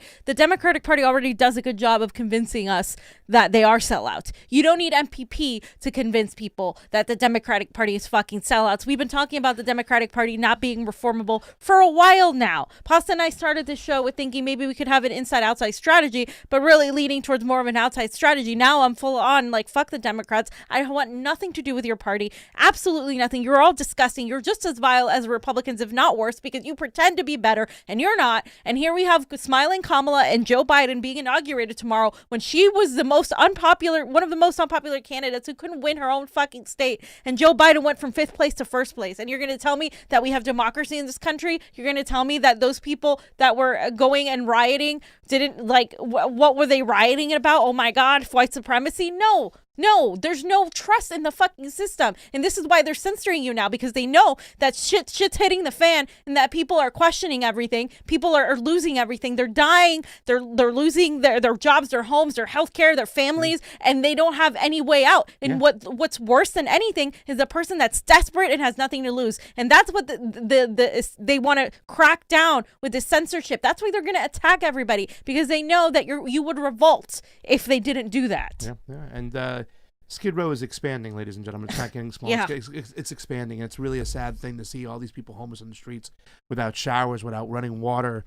And you know, it's when you look at them in the eye, the look of defeat. You know, I get choked up and I lose it sometimes because we shouldn't have not only just homelessness in the most richest country in the world, but the mass amount of homelessness right now. Almost 750,000 right now, people living on the streets, and it's only going to get worse. And it's sad. And these people who are saying, oh, we can't force a vote now, we can't do this right now, we're going to do this because we want to impeach the president a week before he's thrown out, but we have the gall to do that and the nerve to do this while people are dying on the streets, no housing, no health care. And then yet every single day we still have bombs that are dropping all around this world, and we're selling it left and right. And the military-industrial budget, which is not only just propped up by the Democrats, but people like Adam Smith write the bill on it. You know what I'm saying? Right where that money's going to be spent in the Pentagon. Not on soldiers, not on troops, not on their health care when they come home. And 22 soldiers a day still pulling the trigger and killing themselves every day because they can't deal with the PTSD from what our country is doing. And we want to say there's an insurrection, there's a coup on the Capitol.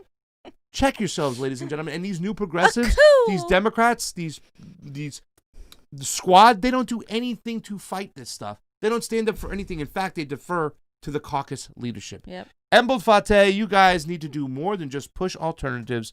We need to counter and make it trend, make a movement. Hashtag break up MSM, mainstream media. It needs to happen now. So Emblem Fate, I agree with you, but also it's also on you guys too, because we need support from the people. Independent media needs support to do that, because we are constantly getting censored. You guys have seen how we get censored all the time, and we only have limited resources. Like, we're not being funded by Soros, by Bezos, by fucking we're being funded by you. Anybody. Yeah. So we the more help we get, and I know times are tough. This is why, like, you know, we don't sit here and do, like, I don't know, shows to raise money or anything like that, because we know times are hard, and you know, we really do this because we want to fucking break up mainstream media. We want to break up big tech, but it's like Goliath, and we're David, and we're like trying to like do whatever we can to fight this giant monster. And it would be easier if we had every fucking anti-establishment, leftist, libertarian, whatever, on the same fucking side, but we don't. We still have to fucking go and defend ourselves against these fucking idiots that are saying this is conspiracy theory. This is conspiracy theory. Some censorship is okay. We need you know, sensible censorship. Oh, like, no, like, that's the problem, because now I have to waste my fucking time defending myself, and like trying to convince people on the progressive end that elections are rigged, that big tech is coming in on us, that this is all a giant coup of the people. Like, we're our rights are being like completely destroyed. That's the coup we should be talking about. And we have to talk about these things instead of saying, you know what, okay, we all agree, let's go. That's the problem, because that exactly is, we're being completely ripped away. Our ammunitions are being taken away from fighting the system when we're stuck fighting each other. Yeah, and that's what they do. They pit people against each other so they can run off with all the resources. Mom says you guys are doing great. Easy with the F-bombs. Did you know that Pamela Anderson is calling for Assange to be pardoned? And that's the thing. Like, my mom saw Jimmy Dore the other day, and she's like, and I've been telling my mom, we gotta push for action for Assange. We got to push for Assange to be pardoned. And I showed her the video of Sarah Palin, and my mom likes Sarah. My mom likes Tucker. And now she's telling her friends, you know, at the card game, at the Mahjong, oh, Assange needs to be let go. This fake news out here, no, Assange needs to be let go. My mom's pushing that stuff. And that's what Jimmy did the other day when he goes on these other platforms that might not be suitable for you, progressives, David Pakman. He didn't talk about Medicare for all. But that's who he's doing, and people are talking about that, and that's important. Mad Wolf, keep fighting the good fight. F the fraud squad. Thank you for the super chat contribution. It's always appreciated. On the couch, Cat Terrell, yo, Cat, yo, Cat, yo. How do we stop a new third party from being quickly corrupted by corporate money and careerism, just like the others? Well, we have voices of dissent. We have voices of dissent, like us. Like, I'm not trusting anybody right now. I watch everybody like a hawk, and if I see a problem, like, I will point it out. We you know, proceed with caution. Yes, you go to Rokfin, you sign up on Rokfin, where they don't deplatform our voice. We got 66 people following over there. Zachary Rivera, thank you for the super ray. Eyes light up. Zachary Rivera, you get it. Fred Dean and Locker, we talked about it. Guys, hit that like button, that thumbs up. Get over to that Rokfin, ROKFIN. We had 66 watching not too long ago. We have 93 subscribers. We want to get to 100. Thank you so much. Like I said, we're not funded by Soros. We're funded by you. And you're the reason why we were able to get out there and go to the Capitol for Force the Vote, for Action for Assange, and for Stop the Steal, all those rallies, to cover them, because you guys put us in position. And I can't thank you enough. All those Patreons out there, you guys are awesome. We love you. And we do have a super chat contribution too as well from, that's after Yo Cat Terrell. Where's it at? Right here, the yellow. Mandatory BS, fam. Status Quo was co-opted a long time ago. This YouTube signal, polite video ban, was just a smokescreen so Status Quo could keep sheepdogging. A lot of people feel that way and stuff. And they start working for The Intercept and, you know, start questioning stuff. Johnny, what do we got from today? Yeah, real quick, let's take a look at what we went and saw today. Yep. MLK Day. It's his birthday. On the ground. So we're filming. We are rolling. We are here downtown LA. You can hear the horn sounding. It's looks like it's the start of it right here. Ground Game LA, the People's City Council LA, a bunch of other groups that joined them today are having a caravan for Martin Luther King birthday today to demand Garcetti do something about the situation that's about to happen with this, not only with the homeless here that's here now, but the homeless to be once the moratorium ends in LA. And that's something that we haven't figured out as a nation yet, not even as a state. I mean, how are we going to take care of all the situation when it comes to our rental properties and stuff? People are living barely paycheck to paycheck. $600 a person isn't going to do a damn thing. So here they are today. They got everything fired up. You can see them right now. This is about the start of this caravan parade today. Martin Luther King's birthday. Happy birthday, MLK today.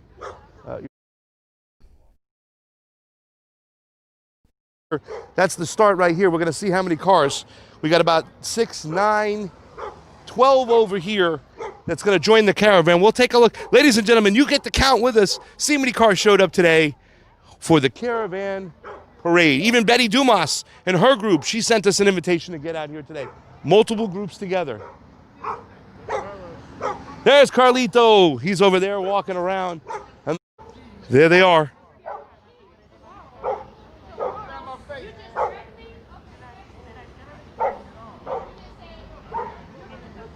You want to cross and go over there?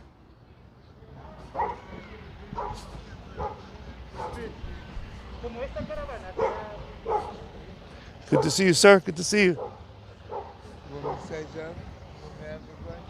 We're gonna do a little filming, and you're gonna ask me in a second. So here they are, turning right here.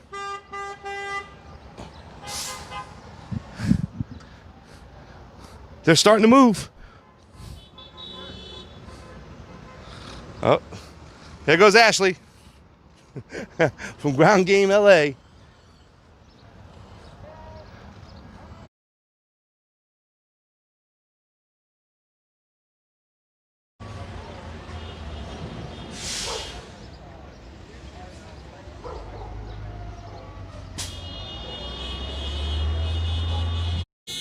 What's going on here today, Kevin? Well, we got the Black Lives Matter here. We want to make sure that we get control of the racism here across America.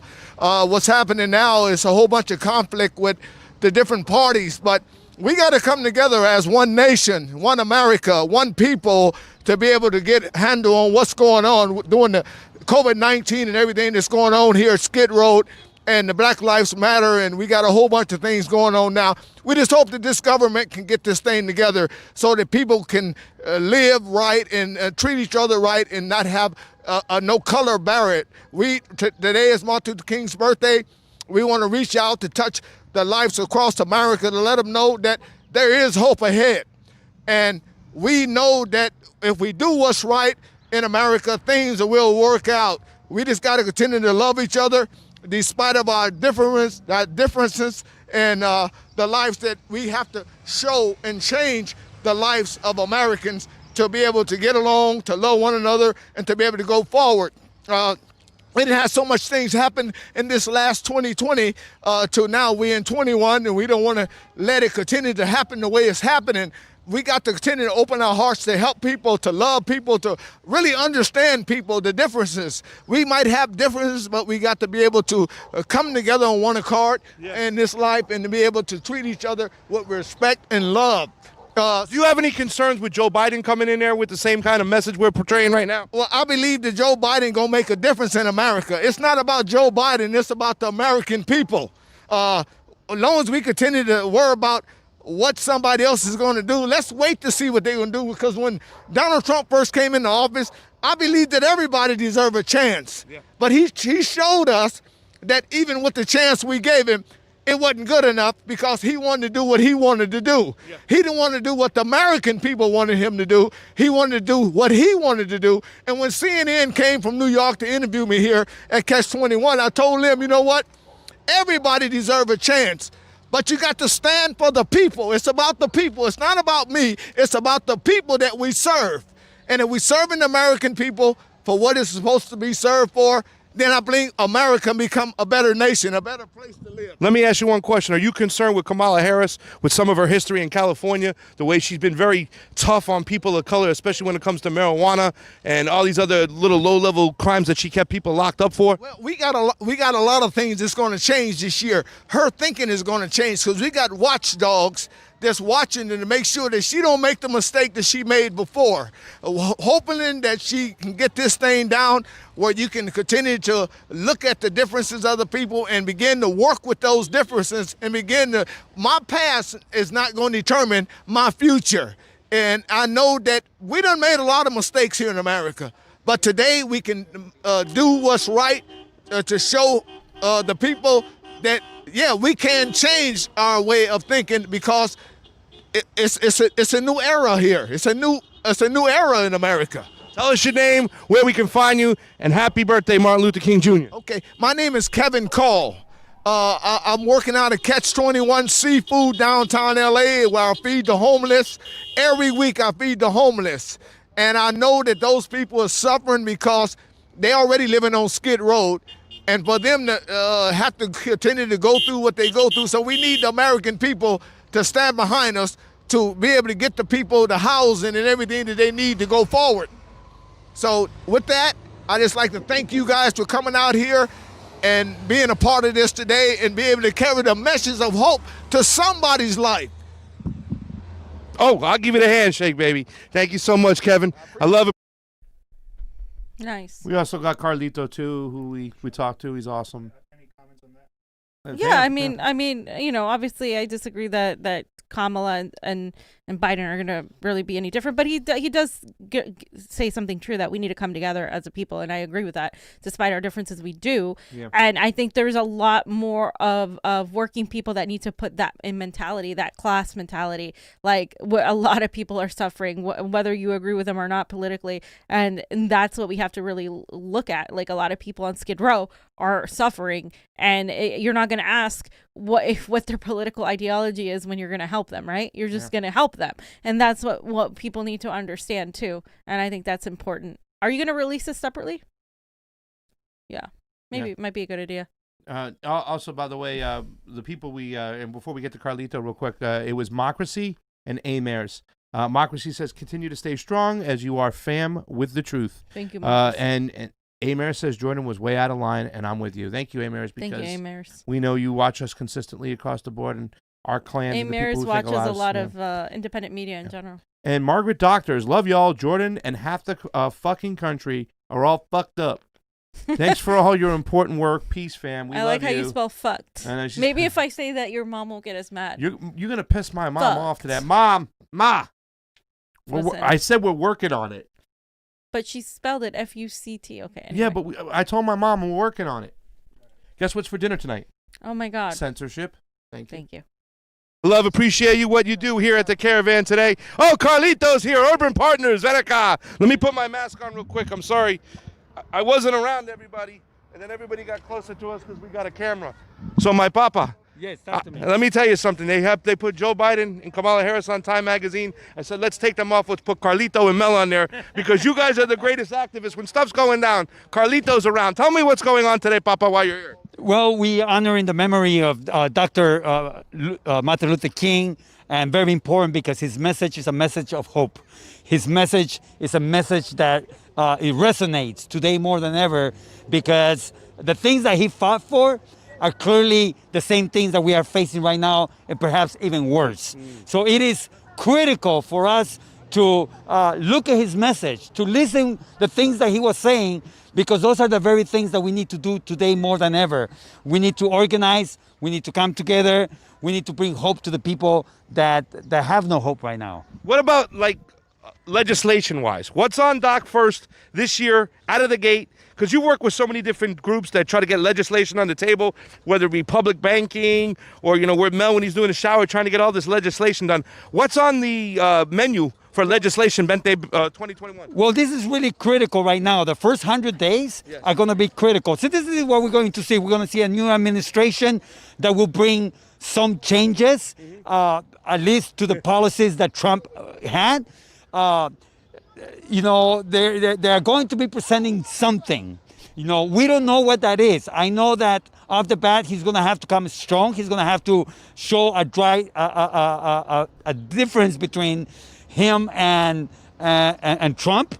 But, those are, again, things that we are hoping for. But we don't know whether they're going to do it or not.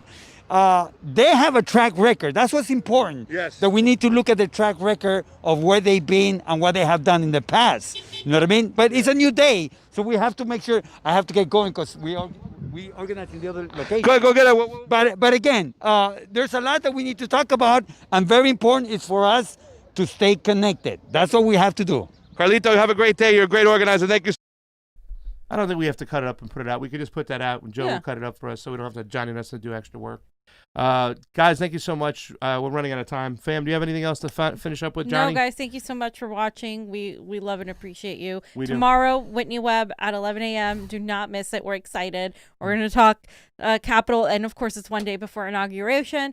So tune in for that, 11 a.m. Pacific time. Yeah. 2 o'clock Eastern. I was having a brain fart. That's for Whitney tomorrow. Yeah. Tomorrow it's 11 o'clock our time, 11 Pacific, 2 Eastern. Yeah. But on Wednesday we are going to start very early. We're going to start at 9 o'clock in the morning. We're Yep. going to get up and have an early breakfast. Guys, thank you so much. Once again, get over to our Rokfin, Rokfin, if you can subscribe. We have 93 subscribers. We're trying to get to that 100 mark before the end of January. How do you say January in Spanish? Why are you so obnoxious? All right. For Pasta Jardula, Fiorella. Johnny Sue on those ones and twos. You should know Spanish by now with all the women you've dated that are Latin. Why do you have Jesus to put me on Christ. blast in front of Like, my friends? Just say Convo out. Convo. No. Bye, fams. Peace.